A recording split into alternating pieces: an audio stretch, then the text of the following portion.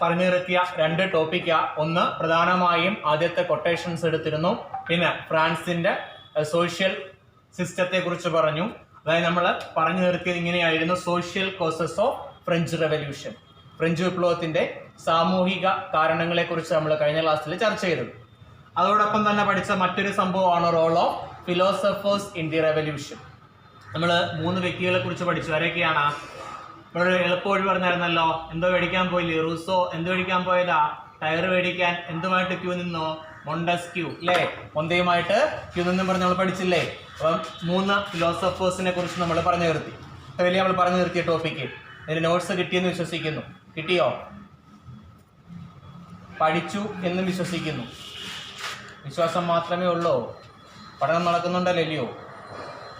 അപ്പോൾ അടുത്തത് നമുക്ക് കൃത്യമായി പറയേണ്ട അടുത്ത ടോപ്പിക്ക് ടെക്സ്റ്റിനകത്ത് ഞാൻ പറഞ്ഞു അതിവിശാലമായി ഒരു വലിയ ടോപ്പിക്കായിട്ട് കടന്നു പോകുന്ന ഒരു മേഖലയാണ്. നമ്മൾ അതിനെ ഓരോന്നിനെയും ഓരോ ഭാഗമായി തിരിച്ചു പറയുകയാണ്, വളരെ എളുപ്പത്തിന് വേണ്ടി കൃത്യമായി തന്നെ ഉൾക്കൊണ്ടുവെക്കുക. So next topic is the economic causes of French revolution. French വിപ്ലവത്തിന്റെ സാമ്പത്തിക കാരണങ്ങൾ. പോയിന്റ് വൈസ് മാത്രം ഓർക്കുക, വലിച്ചു വരട്ട് പഠിക്കാൻ പോകേണ്ട. Economic causes of French revolution, French വിപ്ലവത്തിന്റെ സാമ്പത്തിക കാരണങ്ങൾ. So the first one, the luxurious and squander life of the clergy and the Bourbon kings. വാക്ക് വ്യക്തമായി കേൾക്കുക. The luxurious and squander life of the clergy and the Bourbon kings. Bourbon kings നമുക്ക് പ്രധാനമായും പറയാം.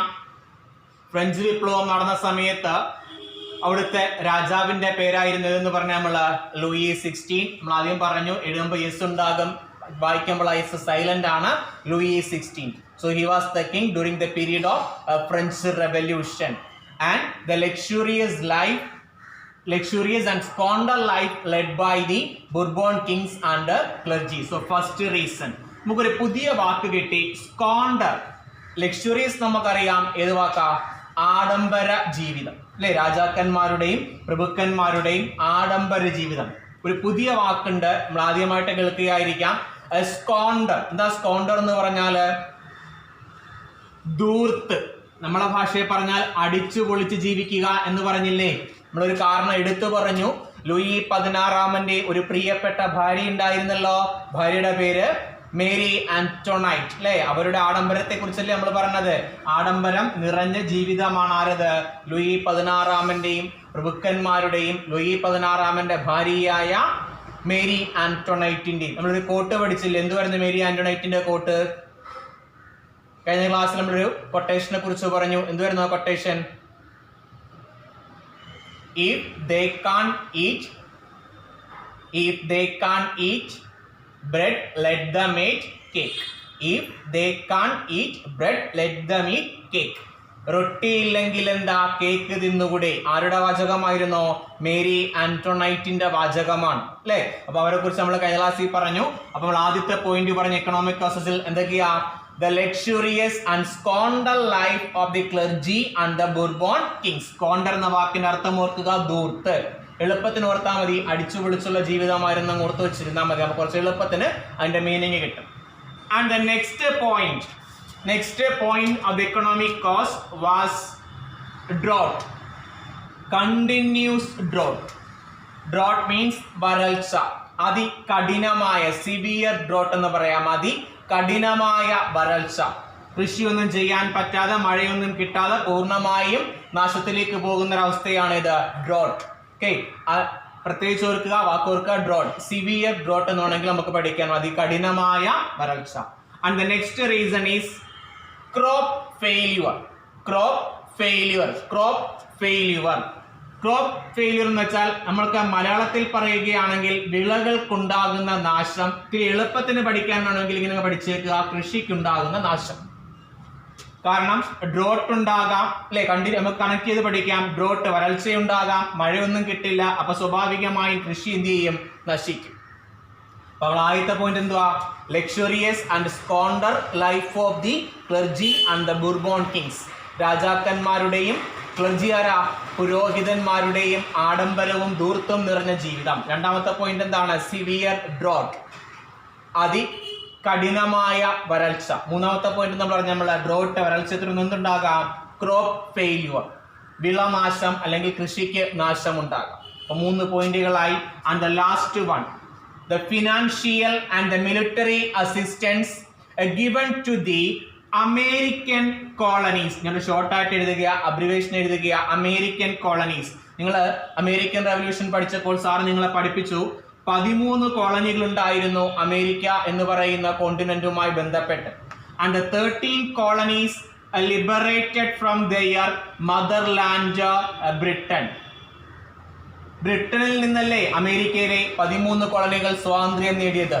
ആ സ്വാതന്ത്ര്യം നേടാൻ വേണ്ടി ഈ അമേരിക്കൻ കോളനികളെ ഫ്രാൻസ് സാമ്പത്തികമായും സൈനികമായും, ഫിനാൻഷ്യലി ആൻഡ് മിലിറ്ററി, ഓർക്കുക, ഫിനാൻഷ്യൽ എന്ന് വെച്ചാൽ സാമ്പത്തികമായി, മിലിറ്ററി അസിസ്റ്റന്റ് എന്ന് വെച്ചാൽ സൈനികമായും സഹായം നൽകി. അത്രയും സമ്പത്ത് ഇവിടെ ഫ്രാൻസ് ആർക്ക് വേണ്ടി ചെലവഴിക്കാൻ തയ്യാറായി? ഈ 13 കോളനികളെ ലിബറേറ്റ് ചെയ്യാൻ, സ്വാതന്ത്ര്യം പ്രഖ്യാപിക്കാൻ. ആരിൽ നിന്നാണ്? ബ്രിട്ടനിൽ നിന്നാണ്. So they helped the 13 American colonies for a liberation from their motherland, and they gave financial and military assistance to the colonies. So these are the economic reasons or economic causes for the French Revolution. Okay, ആദ്യത്തെ point luxury and squander, luxurious and squander life of the Bourbon and clergy. Then severe drought, അതികഠിനമായ വരൾച്ച. Third one, crop failure, എന്താണ്? കൃഷിനാശം ഉണ്ടാകുന്നു. And the last one, financial and military assistance given to the 13 colonies of America for their liberation from Britain, and thus the France became economically weak. France എന്തായി മാറി? സാമ്പത്തികപരമായി തകർന്നു. അപ്പം ഈ economic crisis, ഈ സാമ്പത്തികപരമായ തകർച്ച നേരിടണമെങ്കിൽ ഒരു കാര്യം ചെയ്യണം. രാജാവിന് എന്ത് വേണം? ഭരിക്കുന്ന ഭരണാധികാരിക്ക് സമ്പത്ത് വേണം. ഇത് തകർന്നു പോയില്ലേ? സാമ്പത്തികമായി തകർന്നില്ലേ? അപ്പൊ ഇതിനെ എന്ത് ചെയ്യണം? ഓവർകം ചെയ്യണം. ഇതിനെ ഒന്ന് മറികടക്കണം. ഈ സാമ്പത്തിക പോരായ്മയെ അല്ലെങ്കിൽ തകർച്ചയെ ഒന്ന് മറികടക്കണം. So the king decide to overcome the financial crisis. രാജാവ് ഒരു തീരുമാനമെടുക്കും. എന്താണ്? തന്റെ രാജ്യത്തിനുണ്ടായ സാമ്പത്തിക തകർച്ച എന്ത് ചെയ്യുക? ഒന്ന് മറികടക്കുക. King decide to overcome the financial crisis. Financial crisis means സാമ്പത്തിക തകർച്ച, സാമ്പത്തിക പ്രശ്നങ്ങളെ മറികടക്കാൻ രാജാവ് തീരുമാനിക്കും. അതിന് രാജാവിന് ഒരേ ഒരു മാർഗമേ ഉള്ളൂ. രാജാവാണ് അല്ലേ? കൂലിപ്പണിക്ക് പോകാൻ പറ്റുമോ? ഇല്ല. അപ്പൊ രാജാവ് കണ്ടെത്തിയ മാർഗം, രാജാവിന് ആഡംബരമായി ജീവിക്കണം, സമ്പത്ത് വേണം, സാമ്പത്തികമായി രാജ്യം മുന്നോട്ട് പോകണം. അതിന് രാജാവ് കണ്ടെത്തിയ മാർഗം എന്താണ്? He decide to increase the taxes. എന്ത് ചെയ്യുക? നികുതി ചുമത്തുക അല്ലെങ്കിൽ നികുതി കൂട്ടുക എന്നൊരു പുതിയ ആശയം കൊണ്ടുവരും. ഓർത്തിരിക്കുക, രാജാവ് എന്തിന് തീരുമാനമെടുക്കും? നികുതി കൂട്ടാൻ തീരുമാനിക്കും, നികുതി വർദ്ധിപ്പിക്കാൻ തീരുമാനിക്കും. പക്ഷേ രാജാവിന് നികുതി വർദ്ധിപ്പിക്കാൻ ഒറ്റയ്ക്കൊരു തീരുമാനമെടുക്കാൻ പറ്റില്ല. നികുതി വർദ്ധിപ്പിക്കണമെങ്കിൽ he should consult with the parliament of France. അവിടുത്തെ പാർലമെന്റുമായി അദ്ദേഹം ചർച്ച ചെയ്ത് വേണം തീരുമാനമെടുക്കാൻ. നികുതി വർദ്ധിപ്പിക്കണമെങ്കിൽ അദ്ദേഹത്തിന് എന്ത് വേണം? അവിടുത്തെ പാർലമെന്റിന്റെ പെർമിഷൻ കൂടി വേണം. അപ്പൊ രാജാവിന് എന്ത് ചെയ്യാൻ പറ്റത്തില്ല? he cannot alone take a decision for increase the taxes. He should need the permission from the French parliament. പാർലമെന്റിൽ നിന്നും, ഫ്രാൻസിന്റെ പാർലമെന്റിൽ നിന്നും രാജാവിന് ഒരു അനുമതി ഉണ്ടെങ്കിൽ, തീരുമാനം അംഗീകരിച്ചു കൊടുത്താൽ മാത്രമേ എന്ത് ചെയ്യാൻ പറ്റത്തുള്ളൂ? നികുതി കൂട്ടാൻ പറ്റത്തുള്ളൂ. പാർലമെന്റിന്റെ പേര് ഒന്ന് ഓർക്കുക, എസ്റ്റേറ്റ് ജനറൽ. അബ്രിവേഷനാണ് എഴുതിയേക്കുന്നത്. 2 തരത്തിൽ നമുക്കിത് പറയാം. സ്റ്റേറ്റ് ജനറൽ എന്ന് വേണമെങ്കിലും പറയാം, എസ്റ്റേറ്റ് ജനറൽ എന്ന് വേണമെങ്കിലും പാർലമെന്റിനെ പറയാം. സോ ഈ ഒരു പാർലമെന്റിന്റെ പ്രത്യേകത ഓർത്തിരിക്കുക. റെവല്യൂഷൻ നടക്കുന്ന സമയങ്ങളിൽ ഫ്രാൻസിന്റെ പാർലമെന്റിന്റെ പേരാണേത്? Estate general. Okay, the name of the parliament during the revolutionary period.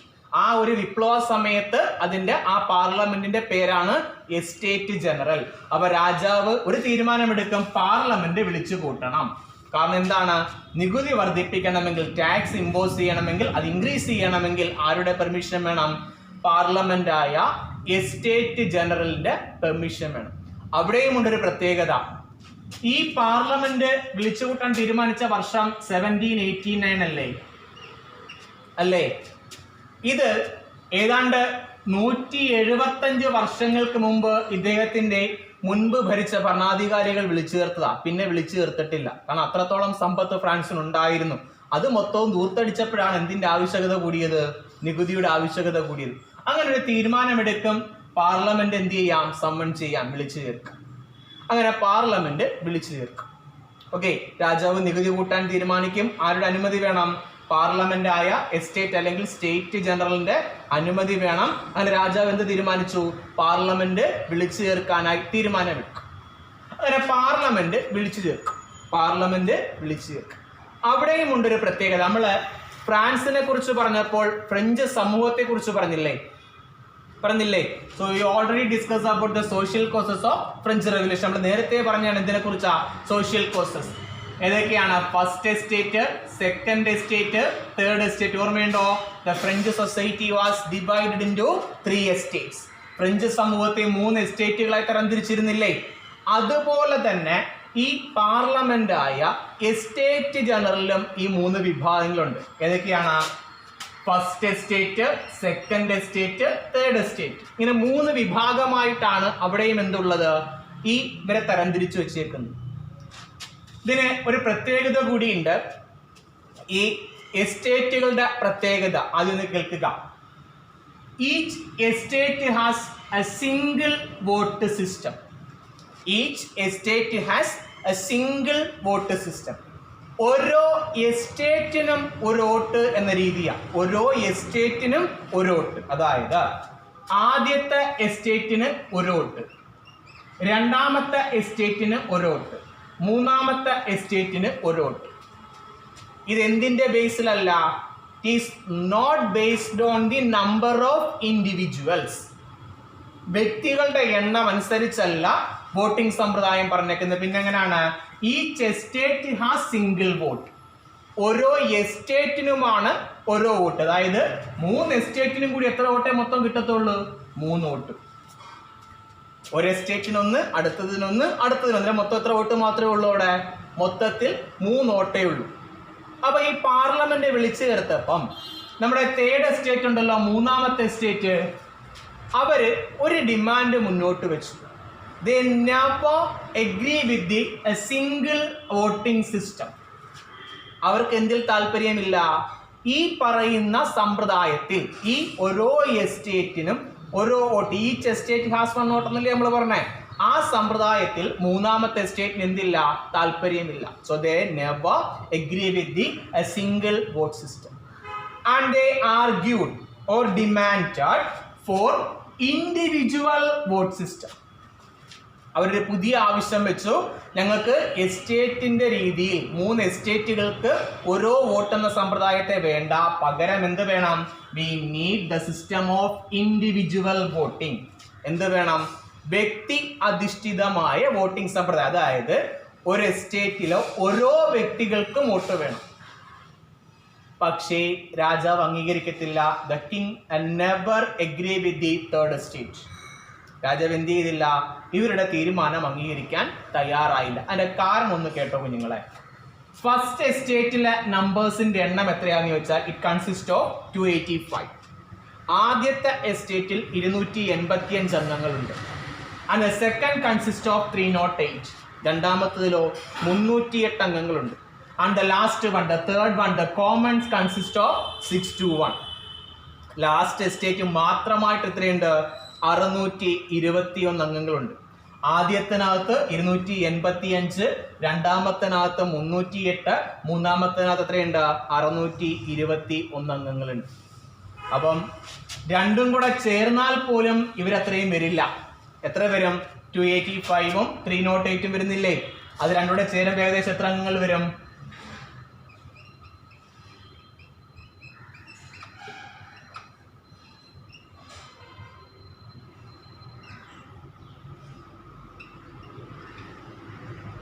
ഏകദേശം 593 അംഗങ്ങളെ രണ്ടൂടെ ചേർന്നെത്തുള്ളൂ. So the first 2 estate comprises of 593 members.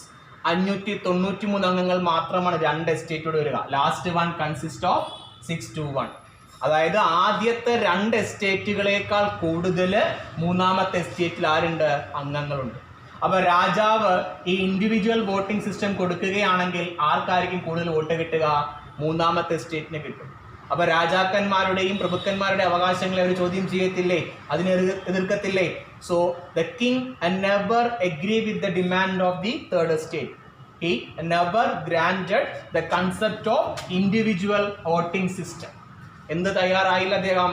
വ്യക്തിപരമായിട്ടുള്ള വോട്ടിംഗ് സമ്പ്രദായം നൽകാൻ രാജാവ് തയ്യാറായില്ല. അങ്ങനെ തയ്യാറാകുകയാണെങ്കിൽ രാജാവിൻ്റെ അവകാശങ്ങൾ ക്രമേണ നഷ്ടമാകും. അപ്പം മൂന്നാമത്തെ എസ്റ്റേറ്റ് അല്ലേ ആവശ്യം വെച്ചത്, ഇൻഡിവിജ്വൽ വോട്ട് വേണമെന്ന് പറഞ്ഞുകൊണ്ട് അവരെന്ത് ചെയ്യുന്നറിയാമോ? They walked out from the parliament and summoned to the nearest tennis court. ഇവര് ഈ രാജാവ് ഈ തീരുമാനം അംഗീകരിക്കാൻ തയ്യാറാകാത്തത് കൊണ്ട് പതുക്കെ എന്ത് ചെയ്തു? വാക്ക് ഔട്ട്, പ്രതിഷേധിച്ചിറങ്ങി അങ്ങ് പുറത്തു പോയിട്ട് അവർ തിരിച്ചു വരുന്നുണ്ട്. വരുമ്പം രാജാവ് ഈ പാർലമെന്റിന് ഡോർ അടച്ചിടും. അപ്പോൾ അവർ ചെയ്ത പണി, they move to the nearest tennis court. തൊട്ടടുത്തുള്ള ഒരു ടെന്നീസ് കോർട്ടിലേക്ക് പോകും. എവിടേക്ക് പോകും? ഒരു ടെന്നീസ് കോർട്ടിലേക്ക് പോകും. ടെന്നീസ് കോർട്ടിൽ പോയിട്ട് അവർ അവിടെ വെച്ച് ഒരു പ്രതിജ്ഞ എടുക്കും. They take an oath. Oath means pledge. ഒരു പ്രതിജ്ഞ എടുക്കും. എന്താന്ന് വെച്ചാൽ they never dispose until the king agrees their demands. രാജാവ് ഇവരുടെ ഡിമാൻഡ്സിനെ, ഇവരുടെ ആവശ്യങ്ങളെ അംഗീകരിക്കുന്നത് വരെ അവർ എന്ത് ചെയ്യത്തില്ല? they never dispose. അവരൊരിക്കലും എന്ത് ചെയ്യത്തില്ല? അവിടുന്ന് പിരിഞ്ഞു പോകില്ല എന്നൊരു തീരുമാനമെടുക്കും. സോ ആ ഒരു ഡിസിഷനെ, ആ ഒരു പ്രതിജ്ഞയെ, the pledge, the oath was known as tennis court oath. കാരണം അവരവർ സമ്മൺ ചെയ്ത് എവിടെയാണ്?